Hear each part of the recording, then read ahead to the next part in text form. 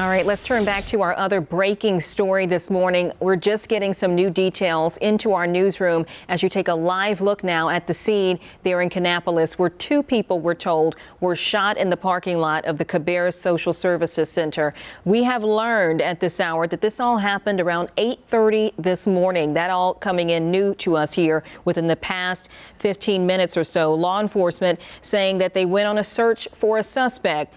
And then when they found that suspect, that individual shot himself. That suspect being found at a location about 30 minutes away from where that all took place there at the Social Services Center. To bring you some context of where we're talking about right now, our picture there is frozen, but this is all happening near the corner of Boulevard and Earnhardt Boulevard there in the heart of Kannapolis, a busy spot on any given morning. Again, in just the last few minutes, Kannapolis police really bringing some clarity to this story that we did not have beforehand.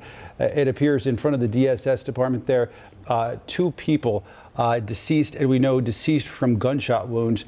At that point, we know a caller there in the parking lot called 911. That is when we know that the suspect was pursued, not only by the county deputy, but also by the police department as well. It went from there about 17 miles to the community of Rockwell. We're talking about southeast of Salisbury, where that person evidently pulled over to what appears to be a country road and then took their life there in front of investigators. So to bring you up to speed right now, 5 minutes to the top of the hour right now on WCNC Plus, we have two people and a third person, that suspect, killed. So in total, different from what we told you about an hour ago, we're now learning in all, three people are now dead after this situation unfolded in front of what is a very public parking lot there at 8:30 on a Wednesday morning, surrounded by other cars, businesses, all unfolding right there. And we still don't know the exact circumstances surrounding this shooting, why that gun was fired.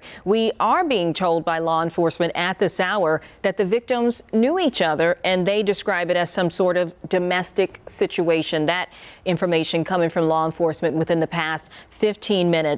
And this shooting happening around 8:30, that Social Services Center expected to have opened right at 8 a.m. So 30 minutes after opening, and as Ben mentioned, a very busy parking lot. There's a gym in that parking lot, a coffee shop, and the schools nearby would have been closed because of the weather that we're seeing. So it's very possible that there would have been more parents and families out and about enjoying their morning possibly. And now to experience something like this, or to see something like this, as it is possible that a variety of different people could have witnessed that, as the shooting did take place right in the parking lot in broad daylight. Anna King there on scene speaking to some folks there. We're going to be joined by her coming up in just a little bit.